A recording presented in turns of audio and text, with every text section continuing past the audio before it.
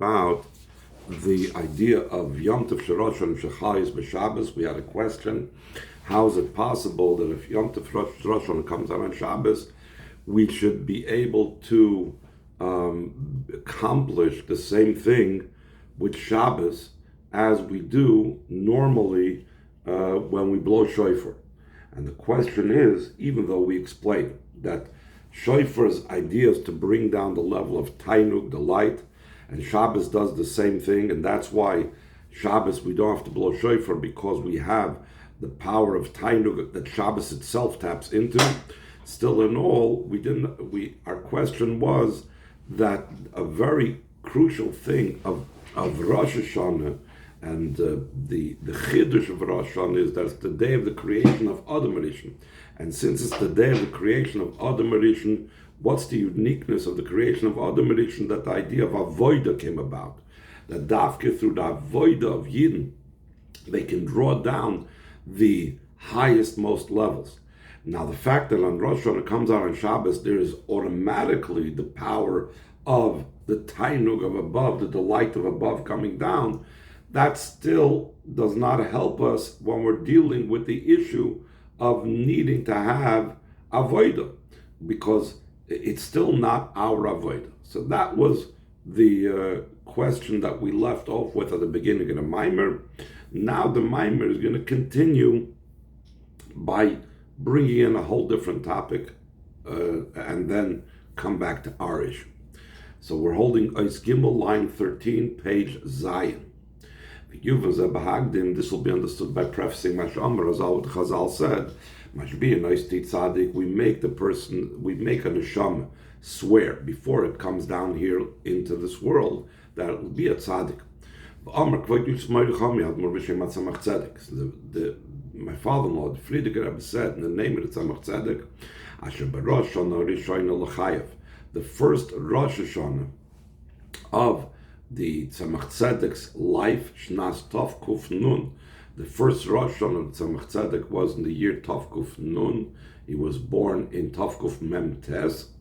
Amrad Murazokin Drush Mashbir Noisti Tzadik. The Alter Rebbe said a mimer titled Mashbir Noisti Tzadik, that they make the neshama swear to be a tzaddik.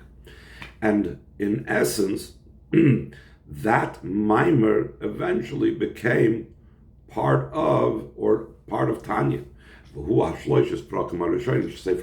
This mimer that Alter Rebbe said at the occasion of the first Rosh Hashanah of the Tzemach Tzedek's life were really the first 3 chapters of Tanya. So the Rebbe is going to explain what's the connection. Mashbir Noisti Tzadik has to do with the neshama coming down here into this world. Usually Rosh Hashanah Mamarim deal with topics concerning Rosh Hashanah, like the title of our Maimer, why we don't blow shofar, Rosh Hashanah comes out on Shabbos, or other topics that have to do with blowing shofar, have to do with Rosh Hashanah, and so on. And Maimarim that start with a different psukim of special davening of Rosh Hashanah. How does the topic and the Dibur HaMaskul of Mashbir Noisei Tehi Tzadik Valti Rosh, they make the neshama swear to be a tzaddik before it comes down here into this world, how does that fit in with Rosh Hashanah? So the Rebbe explains in line 19, we could explain the connection between what we make the neshama swear before it comes down to the body. The connection with Rosh Hashanah, al pia mevorbal kudei according to what's explained in the Torah. What is the reason why every single Yid is called Adam? Like the Chazal say, Atem Kruyim Adam. You are called Adam. The nations of the world do not have the title Adam. What is it about the Yidden that they are called Adam?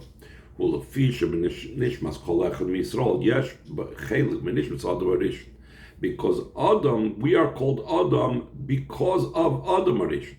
Since in every single one of us there is a part of the neshama of Adam Rishon. We know the Alter Rebbe Tanya says that the entire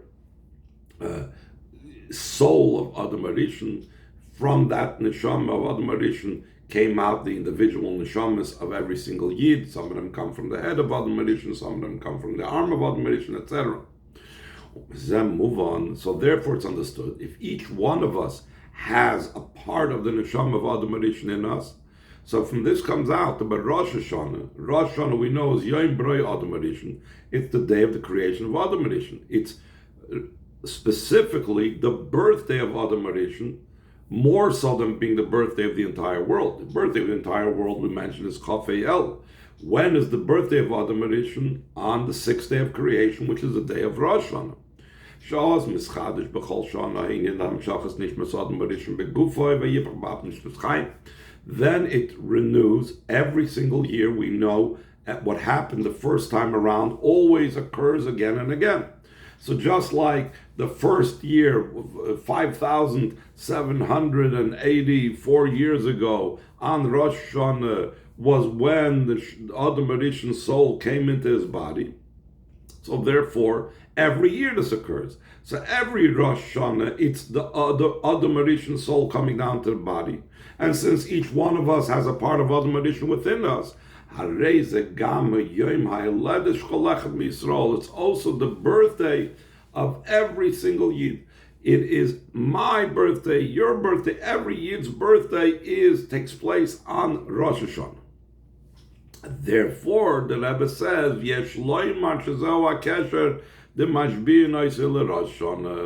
that is the connection of the fact that when the Neshama comes onto the body, we make him take an oath that he's going to be a tzaddik. So this is a birthday mimer. It's a birthday mimer since Rosh Hashanah is the birthday of every single Yid, because every Yid has this level of Adam Rishon within. Top of the next page, Ois Ches. And another connection between this idea of Mashbi and Oisai and the specific time of year when we recite it, we're still trying to find more connections. Why the Alter Rebbe would say a mimer titled Mashbi and Oisai with this time of year. So he says, V'yesh Lakashas in Pirush HaMedrash al Pasuk, we can connect it with the explanation of the Medrash on the Pasuk, B'chodesh HaShvi'i, that the Torah calls the month of Tishrei the seventh month. So the Medrash says, Shuhu Yarcha Dishvu Asa.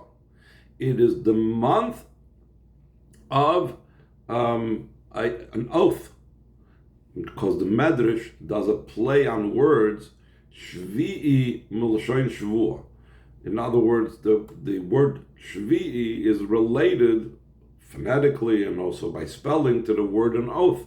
It's a time when the Yidden swear allegiance to Hashem, like we say, Atem Nitzavim Hayom Kulchem. It's talking about the day of Rosh Hashanah. And what does it say further? L'avrecha b'bris Hashem Elokecha, that we promise and we commit ourselves and we take an oath of allegiance to Hashem during this time especially.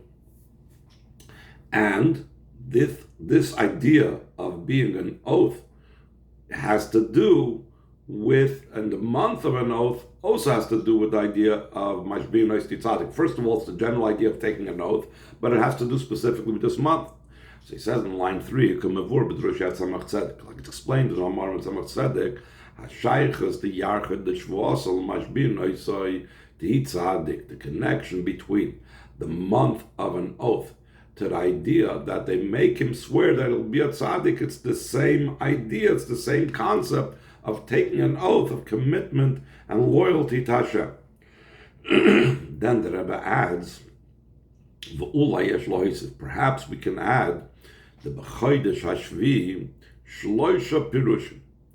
In the idea that we call Tishrei the seventh month, there are 3 explanations. Up till now we have seventh, and also Shvi from the word oath, Shvua. He's going to bring in a 3rd explanation. Line 7, Shvi Kipshutai. First of all, there's the literal idea of the 7th. And then the 2nd explanation, Shvi'i Meloshin Shvua. The 7th is from the expression of an oath. Yarcha de Shvua, so Kaniska Leil, it's a month of an oath, like we mentioned before from the Medrash. Ushvi Meloshin Soiva. And 7th also, it's the same spelling like the word satisfaction, satiating. The Isa Medrash, like it's brought down the Medrash. Also, this association between Chodesh HaShvi and the idea of satisfaction, soiva. The Pirish B'Chodesh HaShvi'i, who the Medrash says the meaning of the seventh month is Shuhu Mesuba B'Koil, it is satiated and satisfied with everything. Gitois B'Soicha, it has cisterns or wine presses filled with wine, because the time of the gathering of the fruits of the fields, the time of harvest, the fall is the time of the wine presses. Brachas B'Soicha, there's all types of blessings in it, and there's Kippur, it's a time of atonement in it, and it's a time of Sukkot in it. So in other words, it's satiated and filled with many, many things. So just like we see that the Medrash associates the seventh month with being satiated in it, and also the idea of an oath, and similar to this is the idea that we make the neshama take an oath that it's going to be a tzaddik. It's explained in many places in Ostin B'Mar Tzemach Tzedek, that the Mamorim of Tzemach Tzedek explain this Gemara, this Maimer Chazal, that they make the neshama take an oath. He explains that there is actually three meanings in the Mashbim. In other words, just like we find in the Medrash, in one place it calls it the month of an oath, another place it talks about that it's a month of satiation. So too the Tzemach Tzedek and other Amarim say that when it says Mashbim Moiseti Tzaddik, that will make the neshama take an oath to be a tzaddik, it has three meanings to it. Mashbim Kipshutai, literally taking an oath. We make the neshama take an oath. V'gam Loshen Soiva, it also means that we satiate the neshama, we satisfy the neshama. And also, Melashon Shiva, it also has to do with the idea of the number 7, Kidla Kamon, like the Maimer later on that I was going to talk about, these different explanations. So therefore, here is another association, another connection between the idea of Tishrei, the time when the Alter Rebbe said this Maimer, and the title of the Maimer, which is Mashbim Moiseti Tzaddik, we make the neshama take an oath, just like the month of Tishrei is called Chodesh HaShvi'i, and the word Shvi has in it three meanings. So too, in Mashbim Moiseti Tzaddik, that they make him swear that he's going to be a tzaddik, the neshama before it comes down, also has the identical three meanings, and as we will explain what that exactly means. Any questions before we go on? Line 16. The connection between these three things. Shvua, the idea of an oath. Soiva means from the word satiating or satisfying. And Shiva is the idea of number 7. The idea behind this is the Inyan HaShvua, who the idea of an oath is Shemekasher es atzmusoi, that he binds his essence. He connects himself and commits himself from his very essence of his being. As for example, when a person makes an oath in the simple sense, meaning he's committing himself, he makes a promise, he makes a commitment. We're not talking about an oath to testify that this was factual. We're talking about an oath that he says, I will do such and such. The fact that a person takes an oath and he promises to do a particular thing. So the question is, what need is there for the oath? If you want to do it, just do it. Though now, when he takes the oath, he wants to do it. So just do it. Why the whole thing about taking an oath? Why does he need to take an oath? Why does he need a promise? Why does he need to commit himself in such a type of way? Who is for the sake even if there will be something that will cause that the person will not want to do that particular activity later on. Something might interfere with his desire. Something might stop his interest in doing this. Because he swore an oath, or he promised to do it. Perhaps in English a better term would be the word promise. Since he promised to do it, So therefore, he committed and will do it even against his will. This is also similar to what we speak about in Chassidus about making a covenant, a bris, and the Rebbe talks about it often. Now, why do you need to have a covenant between two people? That even if there might be something to cause a rift between these two people, but because they made a bris, because they made a covenant, which reaches in the very depth of their commitment, so therefore, despite any reasons that now intellectually I might have to separate from this person, the bris holds us together. In the same way over here, when a person promises, he takes on an oath and a commitment to do something, this means that even if for whatever reason, logically, externally, he lost the interest to do it, still in all, because of his oath, that forced him to do it. Well, what's the deeper reason about it? So he says in line 23, Vatamal, the reason for this is, what's the idea of an oath? That he binds himself, his very essence with this. He binds his very essence of his soul beyond will. When left to his will, so now he wants, and maybe later he won't want it. By making an oath, he commits and says, I will do it even in a case where I don't want to. Why? Because the oath brings in a part of the person that is beyond his will, and therefore he is committed even if his will evaporates. In a similar vein, there's the idea of an oath when Hashem takes an oath. The Inyan Hashvuah, the idea of an oath is like it says, Bi nishbati. Hashem says that I have sworn in me. That's the literal translation. What does it mean? In me I have sworn. I have sworn, nishbati. What's the emphasis of the word bi? Bi means inside of me, deep, in my very depth. Bi, the Rebbe says, top of page test, means be'atzmusi, in my very essence.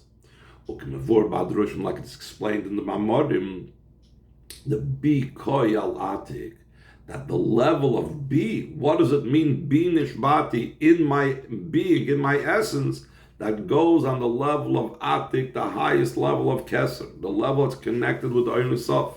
And it's known atik hu bechina tachtoine shebamaitzel. Atik is the lower level of the emanator of the Ein Sof, shalamayla misherish and etzolim, that's beyond the level of the emanated beings. Therefore, nothing in Seder Ishtalshlus can really affect that oath, because the oath comes from a place deep inside Hashem, beyond the whole world. So therefore, regardless of what goes on in the world, and regardless of what a Yid Chas v'Sholom may or may not do, the commitment and the devotion of Hashem to the Yidden comes from the bi, from the inner aspect of Hashem, from the level of Atik, from the level of Hashem's being beyond the worlds.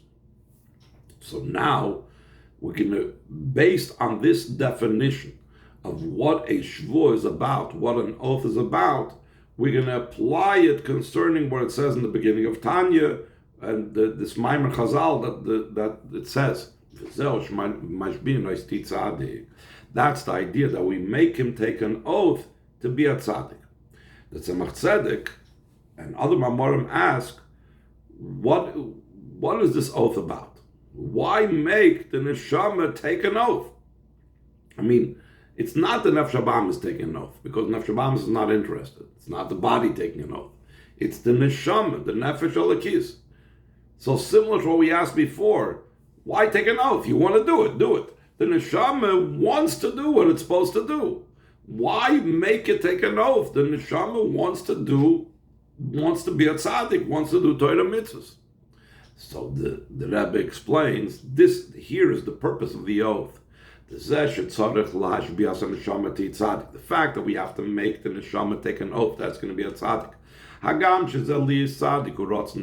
Though this idea to be a tzaddik is what the neshama wants on its own, Ki aidei slapshusa beguf nefesh habahamis, through the neshama being enclosed in the body and the animal soul. Efshar shaguf nefesh habahamis yalimu v'yastiru al neshama.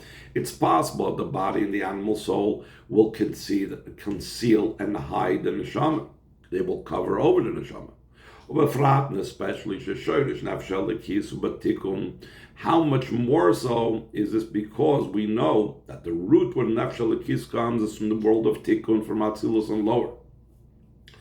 And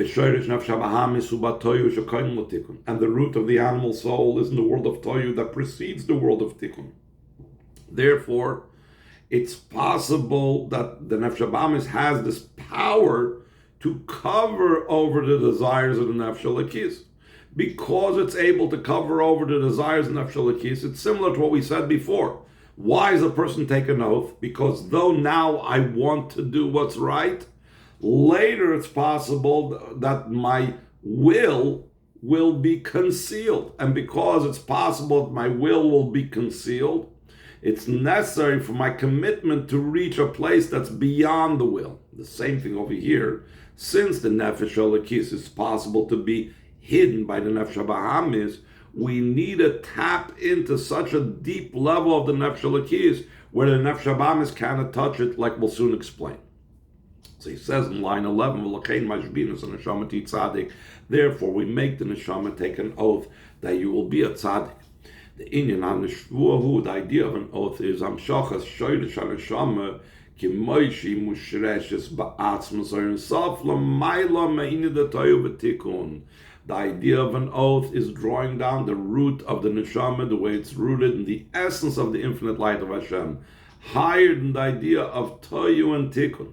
Because we tap into that very essence, similar to what we said about a normal oath, that we're tapping into a place beyond will, the same thing, we're tapping into part of the neshama that's beyond the differentiations of toyu and tikkun.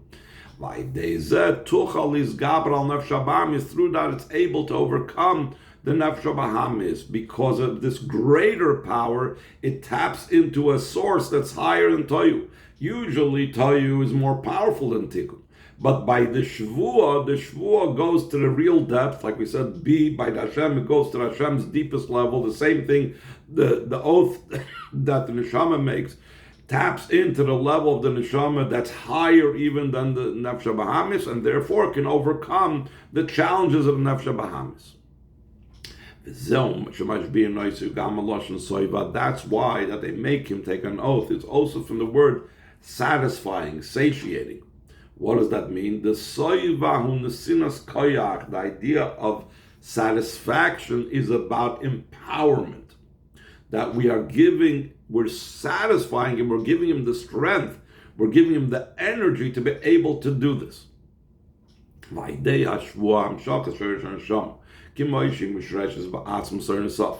Through this, the oath, the drawing down the root of the neshama, the way it's rooted in the essence of the Ein Sof.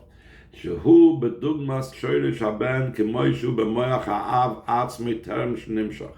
This is similar to how the son is rooted in the brain of the father itself before the child came out. That's what we do through the shvuah. We're tapping in. The neshama is caused to be tapped in all the way to be the way it's rooted in Hashem. So by doing and making the neshama take this oath, we give power to the neshama, the way the neshama is already revealed above. That's already the way the child came out of the brain of the father. So we empower the child the way he's already out as an independent being. We bring the power of the son the way it was connected before becoming an independent being. And therefore it also gives power, not just to the neshama the way it's above, where it's not joined yet with nefesh habahamis in the body, but it also empowers v'gam la neshama k'meish milabeshes beguf nefesh habahamis.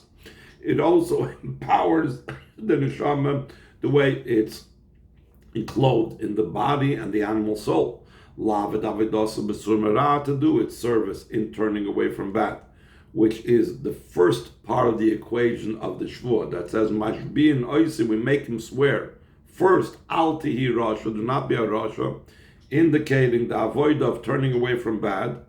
Doing something bad is usually associated with the Rasha. And then we also empower him as well, but Vasei Toiv, and also doing good, which is the second part of the Shvuah. Mashbim Oisai, they make him swear to eat tzaddik, you shall be a tzaddik. Actually, there's also Mamorim that bring down the connection that this also has to do with what it says in the Gemara, that mashbiim l'kayim mitzvahs, that one can take an oath to fulfill a mitzvah. If a person sees that he's challenged and he's finding a difficulty to be able to deal with a certain challenge in Torah mitzvahs, he can take an oath to do the mitzvah. He can promise to do the mitzvah, even though oaths are not supposed to be done, willy-nilly, but a person may do so. So again, the Tzemach Tzedek and other Mamarim explain what is the benefit of an oath. A person anyway is obligated to do the mitzvah. Why do I take an oath? Because that oath that I take now also empowers me with further energy and recalls that oath of before and taps into that oath of before, and therefore gives me that extra power to be able to overcome the challenges I'm facing now. So we see, even according to Nigla, that idea of an oath has this satiation and satisfaction and this energy that it empowers the person, and that's the same reason why the neshama is given an oath, Alti Rasha, the Titzadik, Valti Rasha, that it should be good, doing good and not doing bad, to be able to empower it, to be able to overcome the Nefesh Bahamis and the body's challenges when it comes down here.